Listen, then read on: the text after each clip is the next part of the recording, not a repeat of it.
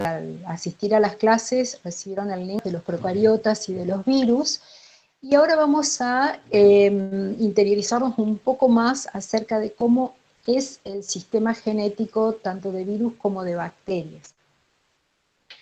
Estos sistemas genéticos requieren conocer, o sea, para estudiar un sistema genético nosotros no solamente tenemos que saber cómo es la estructura de ese genoma, sino también cómo se replica, cómo puede recombinar, y bueno, todas esas características hacen a los sistemas genéticos que, bueno, como dice ahí, han contribuido mucho a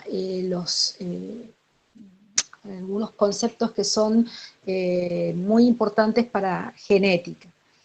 Estos virus y bacterias han sido muy utilizados y siguen siendo muy utilizados para los estudios genéticos, porque presentan algunas ventajas, entre ellas que se reproducen rápidamente y, bueno, y las progenies son muy numerosas, entonces es posible analizar cómo se heredan algunas características.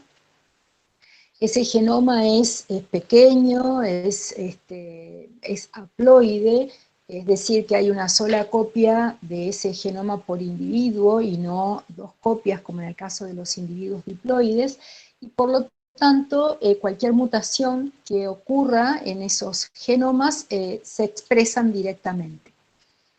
La reproducción de estos organismos es asexual y permite, digamos, que obtengamos cepas que son genéticamente puras, y eso es importante después para poder hacer algún cierto tipo de estudios. También son fáciles de cultivar en el laboratorio, requiere poco espacio, podemos tener un montón de bacterias en una caja de Petri.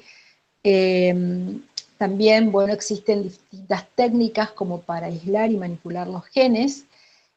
Muchos de ellos poseen importancia médica y también pueden ser modificados, digamos, con técnicas de ingeniería genética. Entonces, por todas estas características, tanto virus como bacterias han sido y siguen siendo muy utilizados para los estudios en genética. Bueno, entonces vamos a empezar a analizar un poquito los sistemas genéticos de los virus. Obviamente que no vamos a poder estudiar los de todos los virus o de todos los tipos de virus, pero sí vamos a hacer referencia a algunos virus que son de interés. Empezando por estos virus que son los denominados bacteriófagos. Los Disculpe bacteriófagos que me interrumpa. son... ¿Sí? Profe, ¿podría quitar el cartelito que está abajo de ocultar? Quizá a usted no le aparece, A pero ver. a nosotros ¿Ahí? sí. Y queda uno más. A ver. Ahí está. Ahí está, perfecto, ¿Ahí se ve gracias. bien? A Perfecto. ustedes. Bueno, entonces, como les decía, uno de los virus mejor estudiados y que más se utilizan en los estudios genéticos son los bacteriófagos. Los bacteriófagos son virus que infectan a bacterias. Y esos virus se caracterizan, digamos, porque tienen esta estructura tan particular. El genoma, digamos, puede ser ADN o ARN. A ver, perdón, el del caso de los bacteriófagos es ADN y está envuelto por una membrana, que es lo que se denomina la cápside, y en conjunto el genoma más la cápside es lo que se conoce como nucleocápside. Tiene, bueno, un cuello y una cola, y en la cola tiene unas fibras que son las que le sirven para adherirse a la superficie de la membrana de la bacteria a la que va a infectar. Y bueno, y una vez que se ha adherido a esa membrana, inyectan su genoma para que éste se replique en el huésped. O sea, los virus son todos parásitos y requieren de un huésped para poder replicarse. Entonces, estos virus tienen también la capacidad de poder ser replicados en laboratorio, pueden ser replicados ya sea en tubos de ensayo o en placas, donde aquí tenemos en el caso de las placas, son placas con cultivos de bacterias, entonces se pueden sembrar estas placas con distintas diluciones de un cultivo de bacteriófagos. Acá tenemos distintas diluciones seriadas de este cultivo de bacteriófagos. Entonces esos cultivos de bacteriófagos se siembran en estas placas de cultivo que tienen, repito, bacterias, y entonces vamos a ver qué puede suceder, que si la carga viral es muy alta, entonces todas las bacterias que están en cultivo mueren. Puede suceder también que si la carga viral no es muy alta, entonces se desarrollen lo que se conocen como calvas, que son como unos agujeros en ese cultivo de bacterias, y esas calvas corresponden a bacterias muertas, quiere decir que son las bacterias que han sido infectadas por esos bacteriófagos. Y también puede ser que si la carga viral en la dilución es muy baja, no se formen calvas, y eso quiere decir, digamos, que todas las bacterias permanecen intactas. Entonces, de esta manera nosotros podemos no solo replicar a los virus en cultivos en el laboratorio, sino que también podemos calcular aproximadamente, considerando las diluciones y la cantidad, por ejemplo, de calvas que se forman, podemos hacer una estimación de la carga viral que tenemos en esos cultivos. Bueno, entonces, volviendo a los bacteriófagos, esos bacteriófagos han sido muy estudiados, y han tenido, digamos, un papel muy importante en genética, y han permitido comprender cómo es digamos, la replicación de estos sistemas genéticos en virus. Entonces, nosotros estudiando estos bacteriófagos podemos saber, digamos, que tienen dos tipos de ciclos de vida alternativo, un ciclo de vida lítico y un ciclo de vida lisogénico. Los otros virus también pueden tener, digamos, ciclos de vida similares, pero bueno, cada uno con su particularidad, de acuerdo al tipo de virus de que se trate, pero también, digamos, los otros virus pueden pasar por fases similares a la de los bacteriófagos. Entonces, el ciclo lítico, todo ciclo se inicia, digamos, con el ingreso del DNA del fago a la bacteria huésped, y ese ADN ingresa entonces a las células hospedadoras y utiliza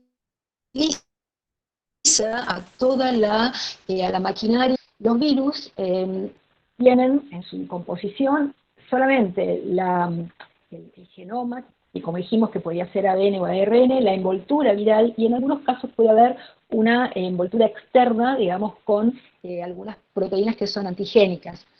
Y entonces cuando ingresan, o sea, al hospedador, pierden toda esa cubierta e ingresan solamente el ADN. Entonces, para poder replicarse necesitan, digamos, las herramientas para poder hacerlo, y para ello utilizan todas esas herramientas que le aporta la célula huésped.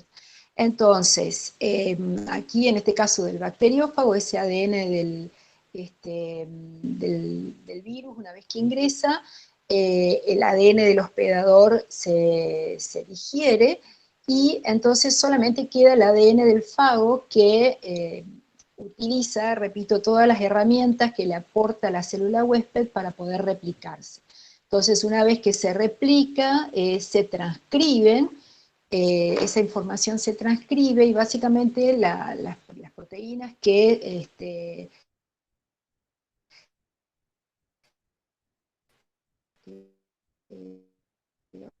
o sea, los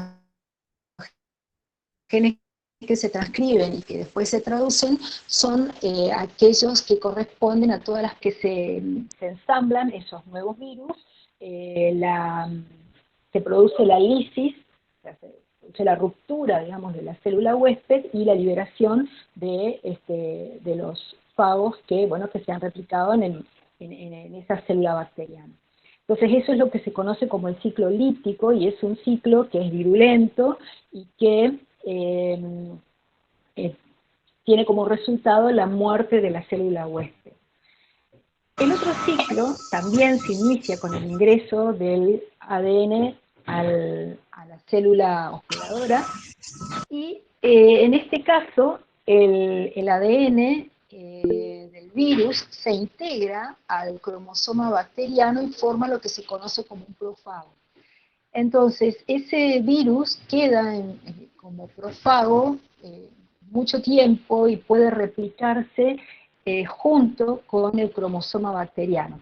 Y puede persistir así, digamos, integrado el cromosoma bacteriano, o bien, en algún momento, retornar al ciclo lítico. Este ciclo en el cual el virus se integra al cromosoma bacteriano se conoce como ciclo lisogénico, y es el que caracteriza a los virus temperados, o sea, aquellos virus que no son virulentos. Pero bueno, en algún momento pueden retomar al ciclo lítico, y bueno, en ese caso se produce la lisis celular. Mientras el virus permanece en su ciclo de vida lisogénico, la célula bacteriana, digamos, no se rompe, no se lisa. Bien, esto entonces sería, el bacteriófago es entonces un ejemplo de un virus con un genoma formado por ADN. Hay otros virus que vimos que la constitución genómica se caracterizaba porque presentaban ARN, ya sea en cadena doble o en cadena simple. Dentro del grupo de virus con ARN encontramos a un grupo de virus que se llaman retrovirus y que se caracterizan porque para poder incorporar el ARN al ADN, o sea, su ARN al ADN del hospedador, necesita pasar previamente por un proceso que se llama transcripción inversa. Entonces, esos virus generalmente tienen una cubierta viral, el genoma, el ARN, que puede ser de cadena simple o de cadena doble, y también tienen una proteína, una enzima, que es la transcriptasa inversa. Entonces, esos retrovirus ingresan, entonces inyectan su genoma al interior de la célula, el resto de las proteínas virales se desintegran, y ese ARN, a través de la transcriptasa inversa, y utilizando como molde el ARN del virus, forma lo que se conoce como un ADN complementario. Entonces, una vez que se forma el ADN complementario, el ARN viral se desintegra, y lo que continúa el ciclo es este ADN complementario. Ese ADN complementario, también por acción de esa transcriptasa inversa, forma o sintetiza la segunda cadena de ADN, la cadena complementaria, y ese ADN ingresa al núcleo de la célula huésped y se integra entonces al cromosoma del hospedador para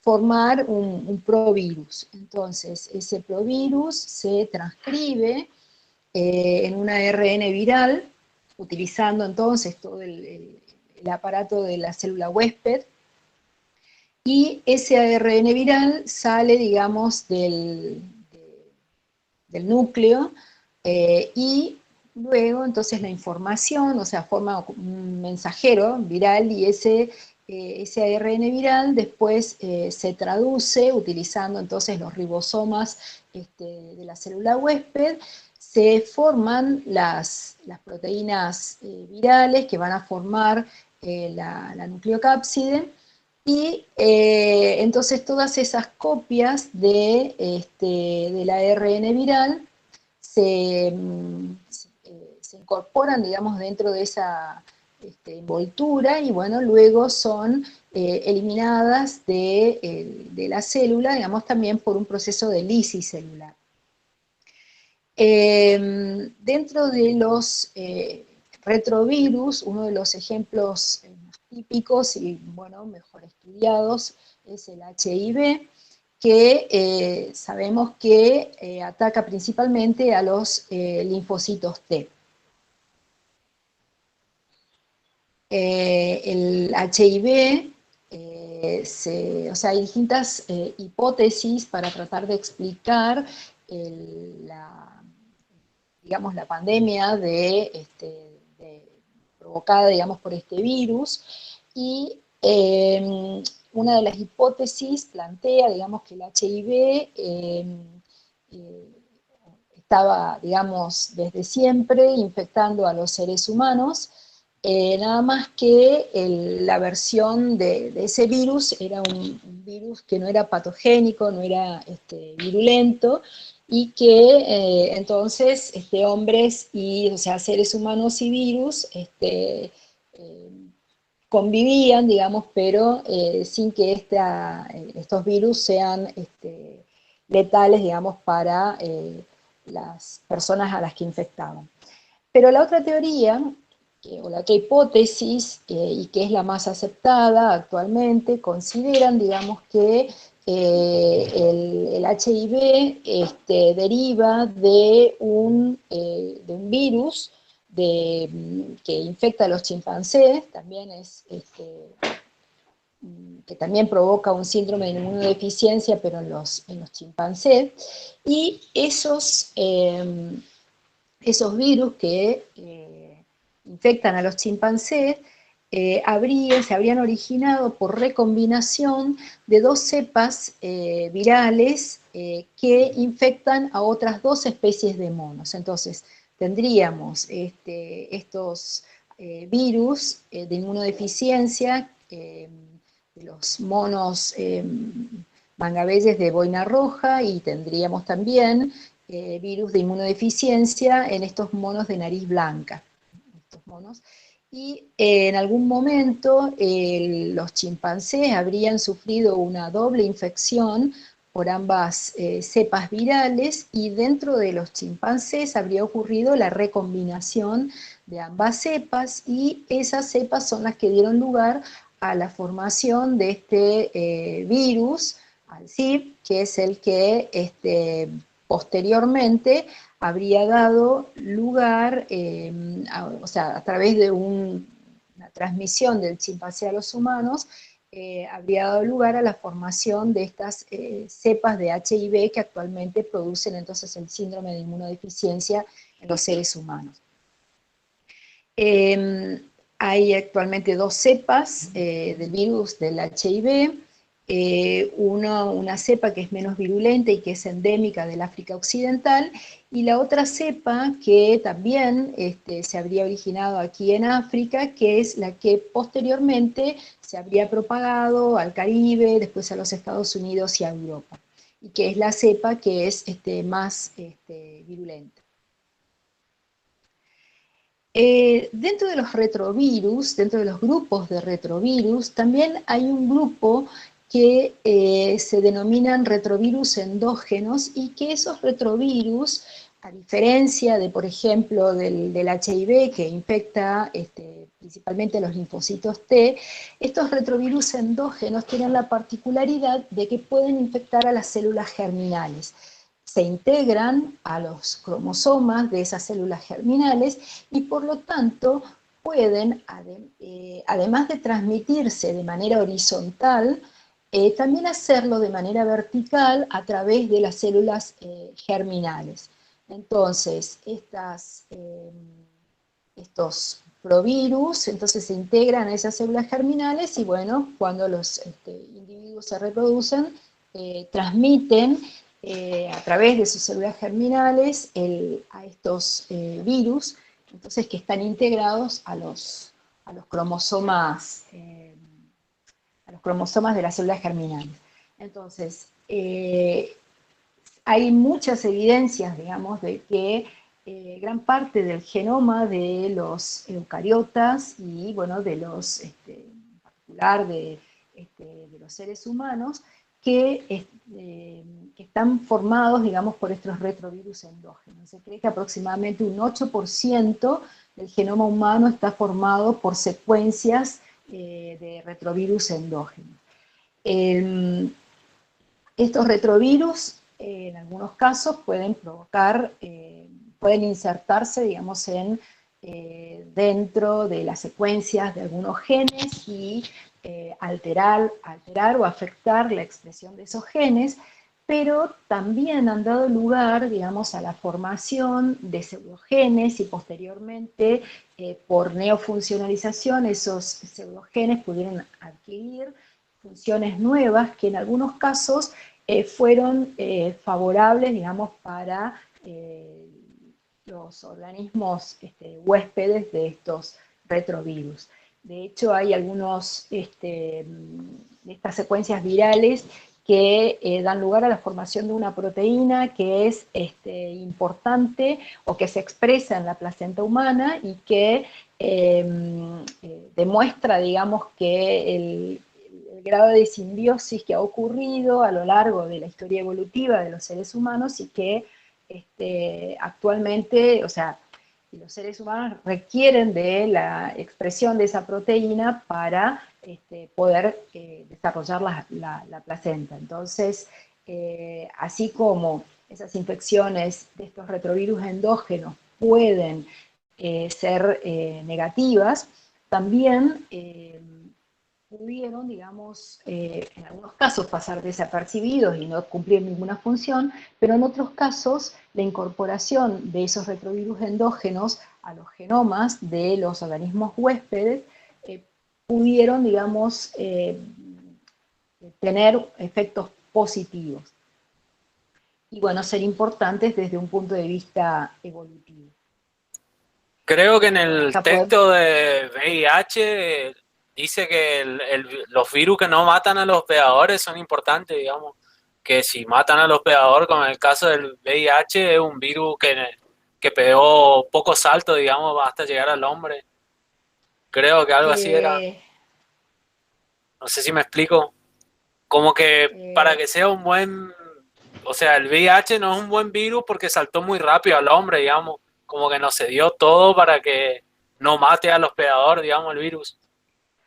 O eso Bueno, entendí obviamente yo. que si, a ver, todo parásito que mata al hospedador, digamos que en el fondo se ve perjudicado porque si termina Claro. matando a todos los hospedadores, también muere, digamos, el parásito. Sí, sí. Bueno, lo mismo pasa, digamos, con el caso de los virus. Pero bueno, hay cepas, digamos, que se vuelven muy virulentas, pero que al pasar, después lo vamos a ver un poquito más adelante, que al pasar, al infectarse muy, muy rápidamente, o sea, como está pasando ahora, digamos, con el caso del coronavirus, cuando se infectan muchas personas y se transmiten muy rápidamente de una persona a otra, en cada infección el virus puede ir cambiando, puede ir mutando y dar lugar a cepas que son menos virulentas y que, bueno, en ese caso después pueden no afectar, digamos, a los huéspedes, en este caso al hombre, o bien aparecer cepas que son más virulentas. Entonces, obviamente que aquellos virus que no matan a los huéspedes van a tener más chances de permanecer y de transmitirse bueno, entre los distintos individuos, incluso entre distintas generaciones. Bueno, en este gráfico que ustedes están viendo, pueden ver por un lado tenemos una filogenia de los virus y por otro lado tenemos acá la filogenia de los huéspedes. Acá en azul tenemos los anfibios, en verde están las aves, acá en amarillo, perdón, en verde los reptiles, en amarillo las aves y acá en este color más rosado los mamíferos. Si nosotros vemos, en el caso de los anfibios, reptiles y aves, hay como una correlación directa del huésped y el virus que lo infectan, pero si vemos en el caso de los mamíferos, hay como una transmisión cruzada entre los distintos virus y los distintos grupos de mamíferos. O sea, eso quiere decir que hay la transmisión horizontal entre distintas especies es muy común y muy frecuente en los mamíferos. Es decir, que un virus que infecta, qué sé yo, un mono puede pasar a los seres humanos, o bueno, el virus que afecta a los murciélagos pueden pasar a los seres humanos, y, o sea, no hay, si bien pueden ser específicos, de determinados grupos, en algún momento pueden surgir mutaciones y esas mutaciones hacer que estos virus puedan infectar a otros organismos de otras especies que sean muy diferentes al huésped original. Bueno, siguiendo entonces con los virus que han sido muy bien estudiados, otro ejemplo de virus con ARN, en su constitución genómica, es el virus del dengue. Ese virus del dengue tiene también una envoltura que tienen unas proteínas que son, que son antigénicas, y en el interior de la envoltura viral tenemos entonces el ARN. Ese genoma viral es una cadena simple de ARN que tiene polaridad positiva y que va a codificar para 3 proteínas estructurales y otras 7 proteínas no estructurales. Entonces, de este virus se conocen 4 serotipos, de los cuales el serotipo 2, de origen asiático, es el que produce, digamos, los casos más severos, y el serotipo 4, el que menos severidad tiene y es el que menos casos de dengue hemorrágico ocasiona. Este virus, entonces, también, bueno, ingresa al interior celular y ahí libera el ARN. Ese ARN genómico se replica y se traduce para formar esas proteínas, las proteínas estructurales y no estructurales, que después van a formar entonces la cubierta viral. Entonces hay un proceso simultáneo de replicación del ARN viral y también de traducción de esas proteínas que el virus va a necesitar para poder salir de la célula huésped. Bueno, otro virus que es un virus ARN es el coronavirus, y también posee una cubierta que tiene estas espículas que son la que le dan, o sea, tienen la cubierta viral, pero encima de la cápside tienen esta otra cubierta que tiene todas estas espículas que le dan ese aspecto tan particular a los coronavirus. Y una vez que el coronavirus ingresa entonces al huésped, pierde la cubierta, el ARN es depositado en el citoplasma, y también, como es una cadena de ARN positiva, el ARN viral es similar al ARN mensajero del huésped. Entonces ese ARN viral se adhiere fácilmente a los ribosomas de la célula huésped para comenzar su traducción. Y la primera proteína que se sintetiza es una enzima replicasa que permite entonces que ese ARN viral sea traducido con la maquinaria de la célula huésped, y eso es lo que se conoce como una transcripción anidada.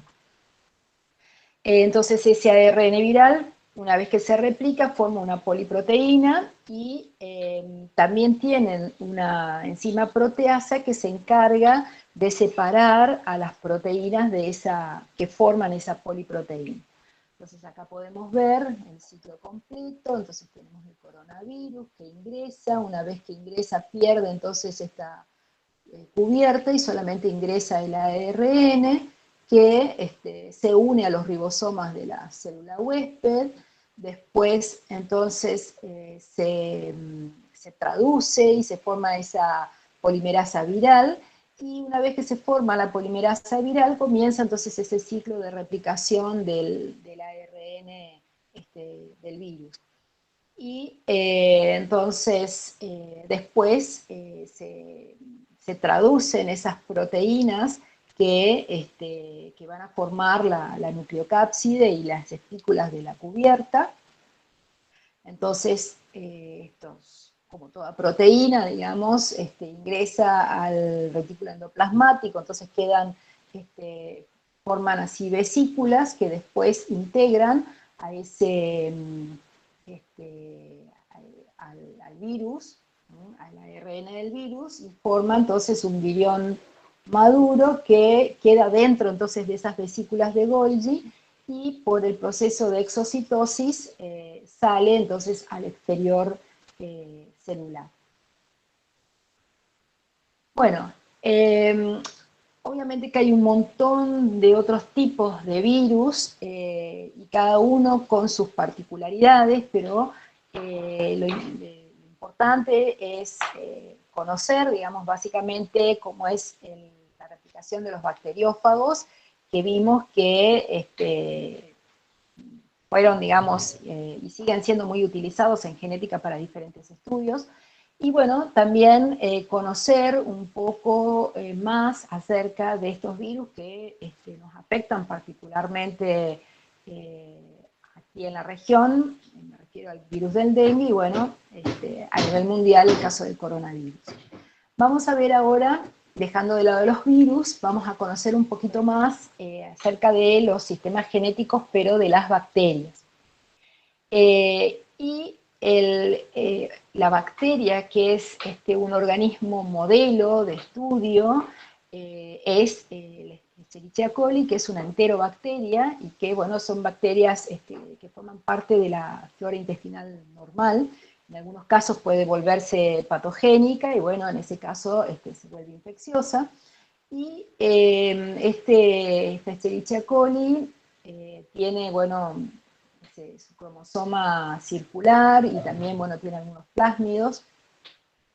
Y bueno, han sido muy utilizadas para estudiar el proceso de regulación génica, los procesos de replicación, transcripción, traducción y recombinación. Y bueno, hay un montón de otras contribuciones importantes, digamos, dentro de nuestra disciplina. El genoma de las bacterias, dijimos entonces que podía ser un único cromosoma circular que contiene esa molécula de ADN. Vimos en la explicación anterior que esto es el genoma típico, hay un montón de otras variantes en cuanto a la composición genómica de las bacterias, pero en principio tenemos ese cromosoma circular. Y también tenemos información genética en los plásmidos. Esos plásmidos son moléculas pequeñas, digamos, de ADN, que tienen algunos genes que no son esenciales para la vida de la bacteria, pero que, bueno, contribuyen, digamos, para su adaptación a distintas circunstancias. Entre los genes que podemos encontrar en estos plásmidos están los genes de resistencia a los antibióticos, y bueno, también tiene su propio origen de replicación, lo cual le permite replicarse de manera independiente al cromosoma bacteriano. uno de los tipos de plásmidos que son de interés, principalmente en ingeniería genética, son los episomas, que son plásmidos que pueden replicarse libremente, pero que también tienen la capacidad de integrarse al cromosoma bacteriano y replicarse junto con ese cromosoma bacteriano. Puede permanecer así, digamos,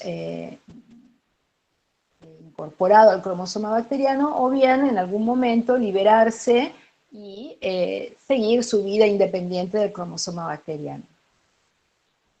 Entonces, las bacterias se dividen por fisión binaria. Previamente se produce la replicación del cromosoma bacteriano, entonces una vez que ese cromosoma bacteriano se replica, entonces se produce entonces la división de la célula bacteriana para dar lugar a dos células que son clones, que tienen la misma información genética, y bueno, y todas las colonias que se forman a partir de una bacteria son clones de esa bacteria. Estas bacterias también, así como vimos que los virus podían ser cultivados fácilmente en laboratorios, las bacterias también, y tienen un montón de particularidades fenotípicas que son muy útiles al momento, digamos, no solamente del diagnóstico, para saber de qué especie de bacteria se trata, sino que también para los estudios genéticos estas particularidades son de suma utilidad. Entonces, las bacterias pueden cultivarse en medio líquido, pero también pueden cultivarse en medio sólido, en una placa de Petri, en un medio que tiene generalmente agar, y que, bueno, se forma como una especie de gelatina, donde uno puede sembrar, y allí, digamos, crecen las colonias. Cada colonia se forma a partir de una sola célula bacteriana, y bueno, todas las bacterias que forman esa colonia, digamos, son clones. Bueno, entonces, estas bacterias entonces se pueden hacer crecer en estos medios de cultivo. También tienen distintos fenotipos, tienen distintas formas, y de acuerdo a esas formas nosotros podemos saber, digamos, de qué grupo de bacterias se trata, ¿no? Tenemos las formas típicas, que son los cocos, las formas redondeadas, o los bacilos, ¿no? Que son formas así de bastoncitos, y otras formas, como pueden ser las formas de hélice, como por ejemplo el caso de las espiroquetas. También, bueno, acá tenemos algunos ejemplos de distintos. Dentro de los cocos tenemos, por ejemplo, los estafilococos o los enterococos, y dentro de los bacillus tenemos, por ejemplo, la Escherichia coli, que bueno, ya la hemos nombrado. Las bacterias también se pueden caracterizar fenotípicamente por una coloración particular que se llama la coloración de Gram, y que de acuerdo a esa coloración podemos distinguir bacterias que son Gram positivas y bacterias que son Gram negativas. Las Gram negativas tienen una membrana, o sea, ambas bacterias difieren en la estructura de las membranas que rodean a la bacteria, y no solamente producen distintas coloraciones con esta reacción, sino que también pueden tener distinta resistencia a los antibióticos. Hay ciertos antibióticos que no los podemos utilizar cuando las bacterias son gram negativas, mientras que hay otros que son específicos para este tipo de bacterias y que, bueno, atacan o que destruyen la pared, esta envoltura particular que tienen estas bacterias gram negativas. Entonces, cuando nosotros las cultivamos en un medio de cultivo con antibióticos, podemos distinguir entonces las bacterias gram negativas de las positivas, de acuerdo entonces a si crecen o no crecen en un medio enriquecido con antibióticos. Bueno, entonces tenemos ahí, pueden ver cómo se ven al microscopio las bacterias con las gram negativas y las gram positivas. Entonces difieren entonces en la coloración que adquieren. Bueno, también las bacterias, como vimos, que podían crecer en colonias, y esas colonias pueden tener formas diferentes, ¿no? Fíjense que pueden ser planas, pueden ser convexas, pueden tener bordes enteros, ondulados, pueden ser puntiformes, formar círculos, ser filamentosas. Entonces, de acuerdo a todas estas características, nosotros podemos identificar y caracterizar a las bacterias. Y también presentan una serie de fenotipos de acuerdo a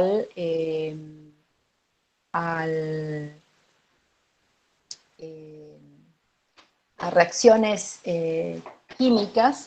Una de las reacciones más particulares es la reacción de Limbic, que en realidad son 4 pruebas en uno, y que, bueno, de acuerdo a si son positivas o negativas a cada una de estas, a cada uno de estos test, entonces podemos identificar entonces de qué bacteria se trata. Y bueno, y también hay otros tipos de bacterias que las podemos clasificar en protótrofas o auxótrofas, de acuerdo a si pueden crecer en medios básicos o si requieren la incorporación de determinadas sustancias en esos medios mínimos. Entonces, las bacterias protótrofas son bacterias silvestres que, bueno, son capaces de crecer en un medio mínimo, en laboratorio, pero que hay otras que son mutantes y que no tienen la capacidad de sintetizar determinados aminoácidos, y requieren que esos aminoácidos sean incorporados al medio para poder crecer. Entonces, ese medio mínimo entonces es el que tiene los nutrientes básicos requeridos por las bacterias protótrofas: carbono, nitrógeno, fósforo y algunas vitaminas. Y el medio completo es el que tiene las sustancias que requieren esas bacterias ausotróficas para poder crecer y reproducirse. Entonces, nosotros podemos identificar a esas cepas bacterianas mutantes si, por ejemplo, las hacemos crecer en un medio de cultivo, y en ese medio de cultivo, que es un medio enriquecido, entonces vamos a tener las colonias que crecen, y después, una vez que han crecido las colonias, usamos con una especie de sello, ¿no?, que es una superficie aterciopelada donde quedan pegadas las colonias, y luego esas bacterias que han quedado, esas colonias que han quedado pegadas en el terciopelo, se siembran así como un sello en 2 medios, en un medio básico, digamos sin leucina, por ejemplo, y en otro medio con leucina. Entonces, después las bacterias se dejan crecer, y al poco tiempo se ve, digamos, en este medio que no tiene leucina, si las bacterias han crecido o no. Entonces, supongamos aquí que tenemos una colonia faltante, la puedo identificar acá en esta otra placa de Petri que tiene el medio con leucina, o sea, las colonias que tenemos acá van a estar en la misma posición, las réplicas en esta otra placa de Petri, y entonces, de esta manera puedo identificar esta colonia, que es la que no creció en este medio sin leucina, y quiere decir entonces que estas colonias son colonias mutantes y que han perdido la capacidad entonces de sintetizar ese aminoácido. Chicos, ¿me escuchan bien? Sí, sí. Sí, profe. ¿Sí? Sí, profe. Porque aquí me habían mandado un mensaje de que estaban escuchando entrecortado. Bueno, Entonces, bueno, acá podemos ver las 3 placas, una sin inocular, una que no tiene lactosa y la otra que tiene lactosa, entonces en estas no han crecido las bacterias y en estas sí. Y bueno, y también las bacterias pueden tener distintos fenotipos, presentar distintos fenotipos relacionados con la resistencia a los antibióticos. Entonces hay bacterias que pueden ser resistentes y otras que pueden ser sensibles. Esto que ustedes están viendo acá es lo que se conoce como un antibiograma y que, bueno, más de uno nos habremos hecho en alguna oportunidad para ver qué tipo de bacteria es la que nos está infectando. Entonces, aquí se hace crecer en esta placa de Petri medio con bacterias, con el cultivo de bacterias que, bueno, que nos están infectando, y cada uno de estos discos presenta, digamos, están embebidos en un antibiótico distinto. Entonces, este halo que se forma acá alrededor del disco quiere decir que esas bacterias son sensibles a ese antibiótico y este halo corresponde a las bacterias muertas. Ahora, en este caso, donde no se forma este halo, quiere decir que esas bacterias son resistentes a ese antibiótico y que no han muerto y por supuesto que siguen ahí creciendo normalmente. Entonces acá vemos una bacteria sensible a un antibiótico y estas son resistentes a este tipo de antibióticos. Entonces, de acuerdo a ello, sabiendo cuáles son, a qué tipo de antibióticos son resistentes esas bacterias, es que nos pueden, digamos, recetar el antibiótico que corresponde para poder atacar esa infección. Bueno, y también contando las colonias y sabiendo las diluciones, al igual que vimos con el caso de los virus, podemos cuantificar qué cantidad de bacterias tenemos en un medio de cultivo. Bien, estas bacterias pueden transferir la información genética cuando se replican, porque ya vimos que se replican por fisión binaria, y cuando se replican, entonces pueden transmitir la información genética a su descendencia. Eso es lo que se conoce como una transferencia de tipo vertical. Pero también pueden transferir la información genética no a la descendencia, sino a otras bacterias que crecen en el medio. Y eso es lo que se conoce entonces como una transferencia genética horizontal. Entonces, ¿qué ocurre? Entonces, cuando un organismo transfiere material genético hacia otro organismo que no es su descendiente. Entonces, todas estas características, digamos, que vimos que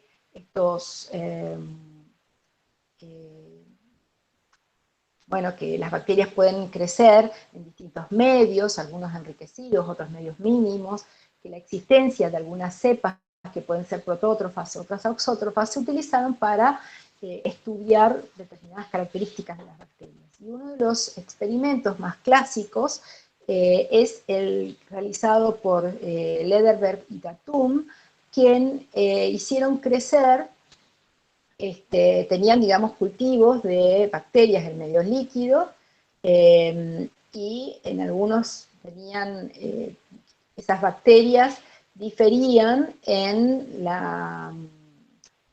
su capacidad de sintetizar determinados aminoácidos. Por ejemplo, era metionina negativo, biotina negativa, treonina, leucina y timina positivo, y la otra era al revés, era metionina y biotina positivo, y treonina, leucina y timina negativo. Entonces, si hacían crecer a estas bacterias, a estas cepas puras en un medio mínimo, esas bacterias no crecían porque necesitaban, digamos, o sea, no tenían la capacidad de sintetizar estos aminoácidos, y esos aminoácidos debían ser requeridos en el medio para que esas bacterias puedan crecer. Pero también hicieron una mezcla de ambas cepas y las cultivaron en un medio mínimo y vieron que algunas cepas, se formaban algunas colonias. Quiere decir que de esa mezcla resultaron bacterias que eran positivas, digamos, para todas, para la capacidad de sintetizar estos 5 aminoácidos. Entonces, ellos llegaron a la conclusión de que esos protótrofos habían surgido, digamos, de la recombinación de las dos cepas mutantes. Y entonces este experimento demostró que las bacterias pueden experimentar intercambios genéticos entre sí. Posteriormente, Davis hizo el mismo experimento, pero para ello utilizó un tubo en forma de U. Entonces, acá en el medio hay un filtro que separa, digamos, a las bacterias que están de un lado a otro de ese filtro. Entonces, en un lado cultivó la cepa A y en el otro lado la cepa B. Son todas cepas auxótrofas. Y después, entonces, hizo crecer las cepas en un medio mínimo y vieron que en ningún caso hubo crecimiento, que no se produjeron ese recambio, digamos, de información genética. Entonces, él llegó a la conclusión de que para que hubiera un recambio de la información genética, esas bacterias tenían que entrar en contacto.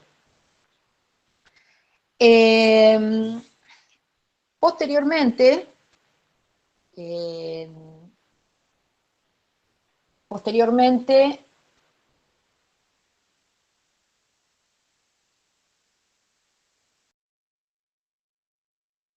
de que, bueno, las bacterias podían, digamos, intercambiar material genético por tres mecanismos diferentes. Un mecanismo que se llama conjugación, otro mecanismo que se llama transformación y otro que se llama transducción. En algunos casos, esa transferencia genética va seguida de un proceso de recombinación, entonces entre la información del ADN, o sea, que es transferido, y del ADN del cromosoma bacteriano. En el caso de la conjugación, entonces la transferencia de información genética ocurre de una bacteria, que es la dadora, a otra bacteria, que es la receptora, ¿no? Entonces, hay un factor F, que en algunos casos puede ser positivo y en algunos casos es negativo. Aquellas células receptoras son F negativa, mientras que las células dadoras son F positiva. Estas células que son F positiva tienen la capacidad de formar esta estructura que se llama un pili sexual, y que lo que hace es que esas células, digamos, entren en contacto, y una vez que entran en contacto se forma un canal o un puente de conjugación que permite entonces que el material genético que está en el plásmido de la célula dadora pase a la célula receptora por ese puente de conjugación. Y bueno, después esas bacterias se separan y ahora vamos a tener como resultado dos bacterias que son F positivas. Bueno, entonces la conjugación es el proceso por el cual la información genética de una bacteria se transfiere a la otra y ocurre la recombinación. Y la recombinación es la sustitución de uno o más genes que están presentes en una cepa y son reemplazados por los de la cepa que es genéticamente diferente, o sea, son reemplazados por los de la cepa dadora, que es genéticamente diferente a la cepa receptora. Bueno, entonces acá tenemos ese factor de fertilidad, o el factor F, es lo que se requiere, digamos, para que haya esa transferencia de información genética por conjugación. Entonces, bueno, esto es más o menos lo que ya explicamos. Entonces tenemos el factor F, la célula que es F negativa, que es la receptora, entonces se forma acá el puente o conexión citoplasmática, una de las cadenas del ADN de ese factor F se corta a nivel del origen, y del origen de replicación se separa, y pasa entonces a la célula receptora. Entonces ahí en la célula receptora se replica, y se produce entonces una copia circular de doble cadena de ese plásmido F. Entonces ahí, como resultado final, vamos a tener entonces dos células F positivas. En algunos casos, recordemos que hay plásmidos que pueden integrarse al cromosoma bacteriano, que son los episomas, y en algunos casos esos factores F pueden integrarse al cromosoma bacteriano, y se produce, digamos, un entrecruzamiento entre el factor F y el cromosoma bacteriano. Entonces acá tenemos que se forma, ese factor F se integra al cromosoma y forma lo que se denomina una célula de alta frecuencia de recombinación.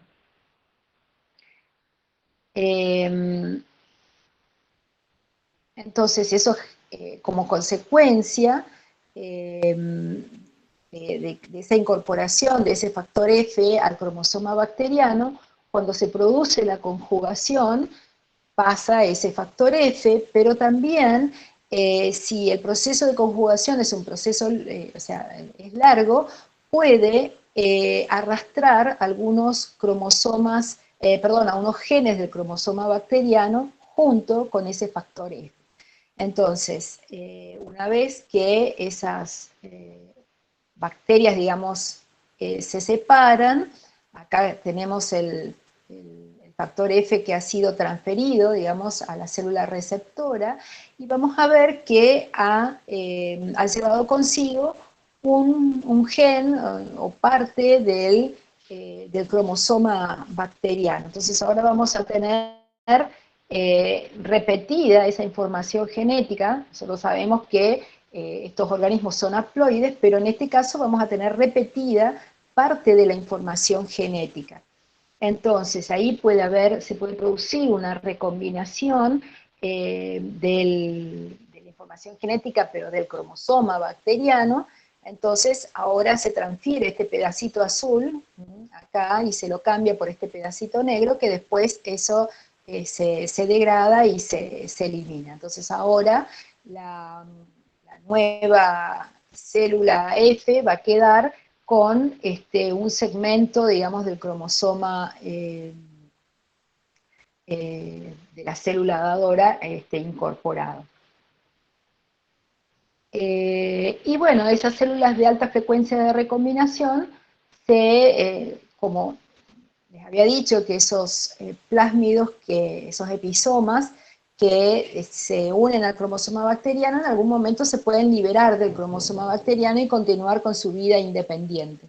Entonces, en ese caso, vamos a tener entonces que también estas células de alta frecuencia de recombinación que tienen el factor F integrado, pueden en algún momento liberar a ese factor F, y entonces ahora esta célula bacteriana va a dejar de ser una célula de alta frecuencia de recombinación para ser simplemente una célula F positiva o F'.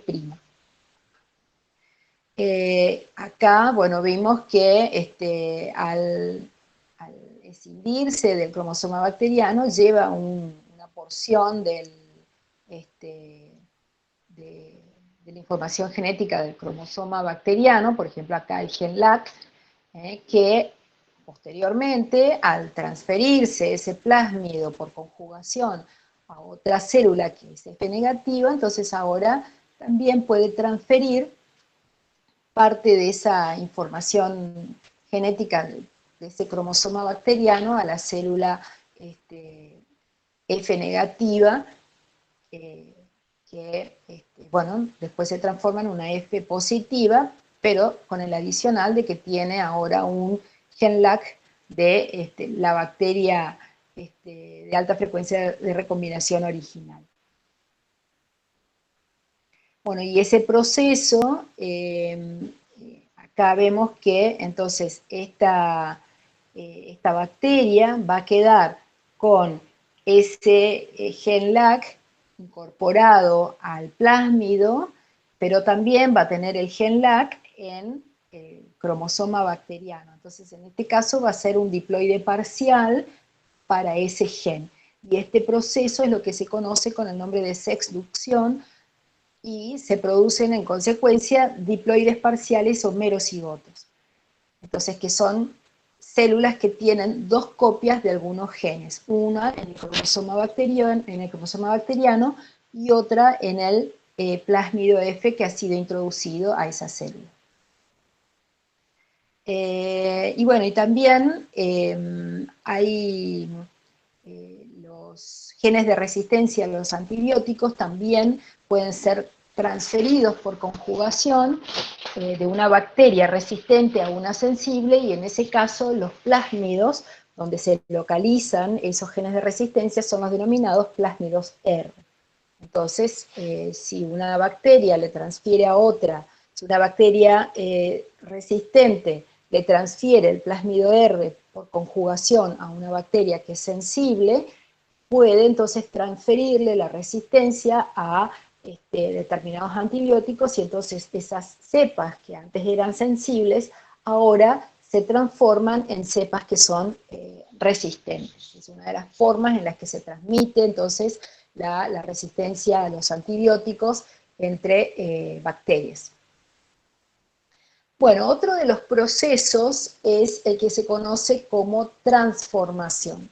La transformación, en este caso, no requiere de que haya contacto entre bacterias, sino que en algún momento un fragmento de ADN bacteriano, digamos, puede ingresar a una célula, y esta célula a la que ingresa se la denomina una célula competente, y entonces este fragmento de ADN ingresa, se produce el apareamiento con el cromosoma bacteriano, se produce la recombinación a ese nivel, entonces después los fragmentos remanentes de ADN se degradan, y esta bacteria, cuando se replica, va a dar lugar entonces a la formación de una bacteria no transformada y de una bacteria transformada. Y entonces después de la replicación de esta bacteria transformada, entonces ahora vamos a tener clones de bacterias transformadas. Entonces esos genes pueden transferirse sin que haya contacto, y ese ADN se puede encontrar en el medio, y pueden ser que ese ADN que se encuentra en el medio puede resultar, por ejemplo, de bacterias muertas, bacterias lisadas, que han eliminado, digamos, su genoma al exterior celular, y bueno, y ese genoma puede ingresar entonces a las bacterias y ocurrir este proceso entonces de recombinación por transformación. Bueno, y entonces, posteriormente a esos experimentos que habíamos visto, que en esos tubos, que habían puesto en los tubos en U, esas cepas que eran mutantes, estos microbiólogos, Lederberg y Zinder, quisieron replicar el experimento del tubo en U, y hicieron exactamente lo mismo. De un lado del tubo, y separados por un filtro, hicieron crecer a unas determinadas cepas mutantes, y del otro lado hicieron crecer a otra cepa mutante que eran complementarios. O sea, en un lado teníamos cepas que eran mutantes o sea, que habían perdido la capacidad de sintetizar determinados aminoácidos, y en el otro teníamos las cepas que sí podían sintetizar esos aminoácidos, pero no otros. Entonces, ellos repitieron el experimento y volvieron a sembrar en placas a las colonias que crecían de un lado y del otro del filtro. Pero ahora vieron que en algunas placas crecían algunas colonias protótrofas, es decir, que tuvo que haber habido alguna forma de transmisión de esa información genética, pero no a través del contacto entre bacterias, porque este filtro impedía, digamos, el paso de esas bacterias. Entonces, con este experimento, entonces, ellos después comprobaron que el agente, que había un agente de transferencia, y ese agente de transferencia era un bacteriófago que era capaz de atravesar ese filtro y que con ese proceso de infección de las células bacterianas podían llevar, junto con el genoma viral, una porción del genoma bacteriano, y que, bueno, justamente esa porción del genoma bacteriano incluía los genes que le daban la capacidad de sintetizar esos aminoácidos. Entonces, también la otra forma en que pueden ser transferidos los genes de una bacteria a otra, además de la conjugación y de la transformación, es por este mecanismo que se llama por transducción por fagos. Entonces, los fagos se replican en el interior de la célula bacteriana, y tenemos que algunos fagos, cuando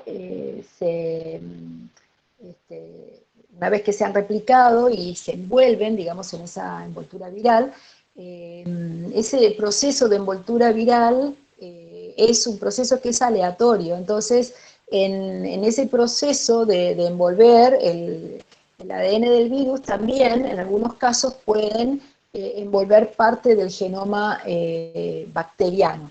Entonces vamos a tener fagos normales y fagos que se conocen como transductores, porque llevan incorporados algunos genes bacterianos.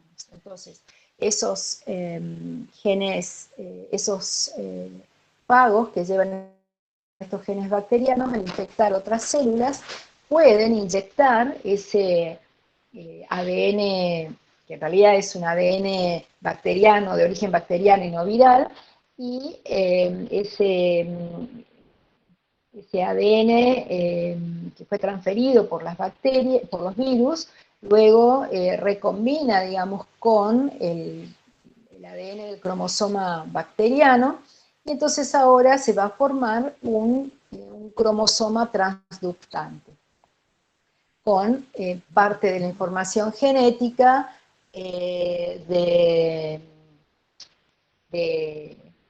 virus, no del virus, sino de la bacteria,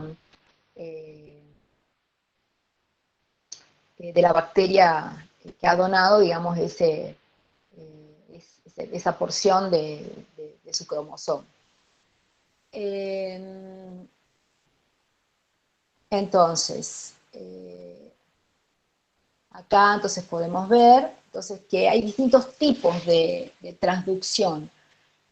Hay un tipo de transducción generalizada, que se conoce como transducción generalizada, y es la que ocurre, digamos, cuando los fagos son virulentos. Entonces, cuando el virus se está tratando por el ciclo lítico, entonces esos virus que van a transferir, esos virus que se han replicado, van a ir a infectar a otras células bacterianas, pero bueno, algunas llevan esas partículas transductantes que se transfieren entonces a la otra bacteria. En este caso, la porción del genoma bacteriano que es transducido de una bacteria a otra puede ser cualquier parte del genoma bacteriano. Pero en otros casos, cuando los virus están atravesando por su ciclo lisogénico, es decir, que el genoma viral es incorporado al cromosoma bacteriano, en algún momento o sea, ese cromosoma bacteriano se replica y junto con él se replica el ADN viral y entonces ese ADN viral, digamos, cuando esa célula se divide,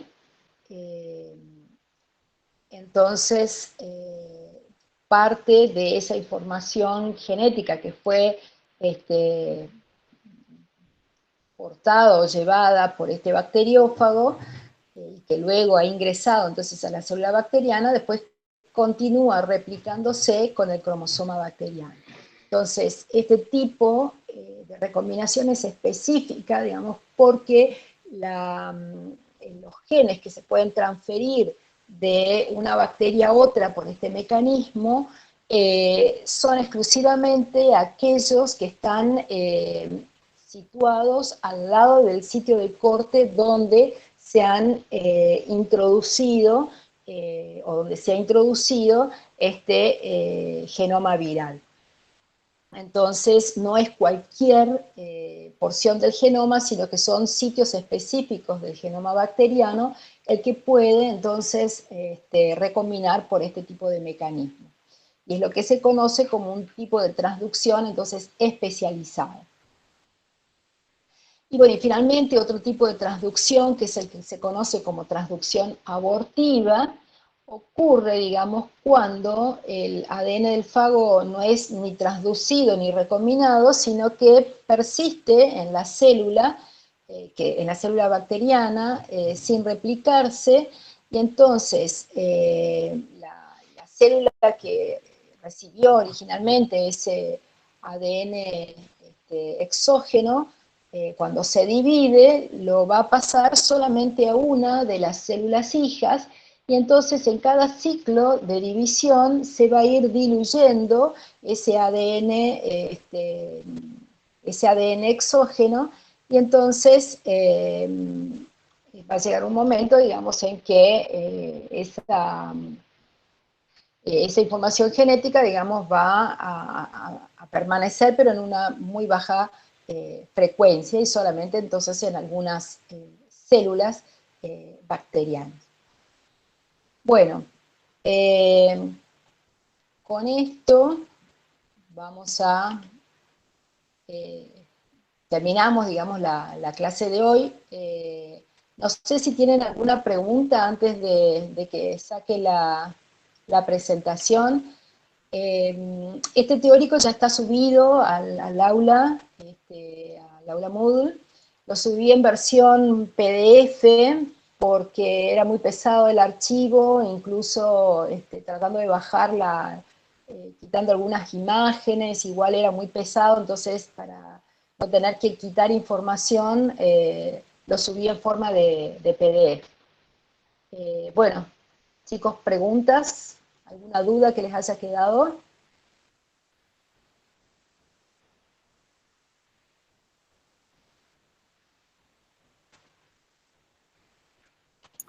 ¿Recién lo subió, profe, al aula? No, ya lo subí hoy, pero digamos que va a estar habilitado ahora a las 5 de la tarde. Bueno. Posiblemente no, porque digamos que uno sube los archivos y pones para que lo configurás para que esté disponible a una determinada hora, así que ahora me fijo, ahora entro al aula y si no está disponible, lo habilito para que lo puedan ver. Sí, porque estaban los Pero, textos del dengue, del claro, VIH y el otro no alcancé a leer. sí, Referencia horizontal, digamos. posiblemente a las 5 se habilite para todo el mundo, pero bueno, ahora que terminamos el aula y ya lo habilito para que lo puedan bajar. Bueno, gracias, profe. Acá preguntan, no, de nada, acá preguntan sobre qué es el práctico de hoy. Hoy iban a hacer un práctico de análisis de secuencias, que tiene que ver con la teoría con la teoría pasada de métodos de técnicas de genética molecular. Entonces, esa es ese teórico tiene 2 prácticos, uno el que vieron ya la clase pasada y ahora iban a ver eh, la parte de análisis de secuencia. Todo esto que están viendo, que vimos hoy, está muy bien en Profe, cualquier libro de genética. Sí, disculpe, le quería preguntar, porque yo no encuentro en el aula, o no sé si subió o no, la teoría pasada. sí está subido. Tenés que buscar nomás porque no está en orden, porque no, o sea, ustedes vieron que tienen prácticos y teóricos de información complementaria por unidad. Y esta unidad es la unidad 5 o 6. Entonces, tenés que buscar un poquito más adelante. Porque, No, profe, el no práctico en que la se unidad. llama Sí, Fundamentos de la técnica de genética molecular no lo encuentro. Parece que ahí dice un compañero que está en la unidad 5, me voy a fijar.